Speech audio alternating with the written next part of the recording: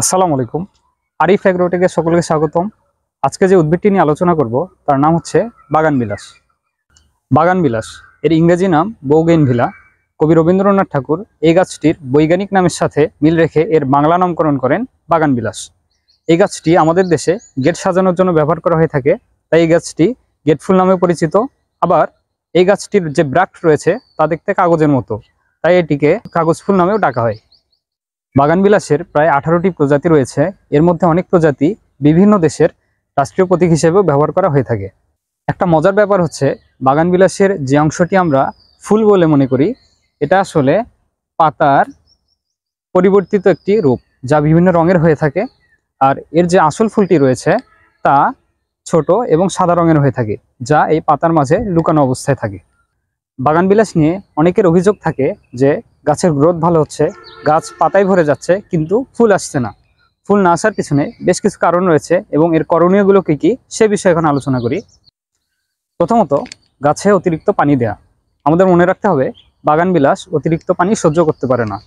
গাছে পানি বেশি দেওয়া হলে এর গোড়া পচে যায় এবং সেই সাথে ফুল আসাও কম হয়ে যায়। আর গাছে ফুল না আসার পিছনে এটি সবচেয়ে বড় কারণ। তাই গাছে যদি ফুল আনতে চান তাহলে সবচেয়ে ভালো উপায় হচ্ছে গাছে পানি সংকট তৈরি করা। এজন্য 5 থেকে 7 দিন পানি দেওয়া বন্ধ রাখুন। এরপর পানি দিন, তবে খুব অল্প পরিমাণে। গাছের মাটি যখন শুকিয়ে যাবে ঠিক তখনই পানি ছিটিয়ে দেবেন। দেখবেন কিছুদিনের মধ্যে আপনার গাছে ফুল আসা শুরু হয়েছে। 2 নম্বর, গাছে রোদ কম পাওয়া। বাগানবিলাস খুবই রোদ পছন্দ করে। গাছটিতে ফুল আসার জন্য রোদ খুবই গুরুত্বপূর্ণ। তাই গাছটিকে এমন জায়গায় স্থাপন করুন যেখানে দৈনিক 5 থেকে 6 ঘন্টা সূর্যের আলো সরাসরি পড়ে।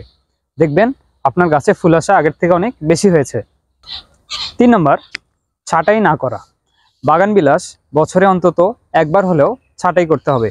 এর যে পুরনো ডাল রয়েছে সেটাতে ফুল আসে না, তাই যখন ডাল ছাঁটাই করা হবে তখন ছাঁটাইয়ের 1 থেকে 2 মাস পর নতুন ডাল আসা শুরু করবে এবং সেই সাথে এতে নতুন করে ফুল আসবে। 4 নম্বর, সার ব্যবস্থাপনায় ভুল করা। আমরা অনেক সময় শুধুমাত্র নাইট্রোজেনযুক্ত সার প্রয়োগ করি, যা গাছে পাতার পরিমাণ বৃদ্ধি করে কিন্তু ফুল ধরে না। তাই নাইট্রোজেনযুক্ত সারের পাশাপাশি আমাদেরকে মিউরেট অফ পটাশ, ডিএপি এবং সেই সাথে ভার্মি কম্পোস্ট বা পচা গোবর সারও প্রয়োগ করতে হবে। দেখবেন আপনার গাছে ফুল আসা শুরু করেছে।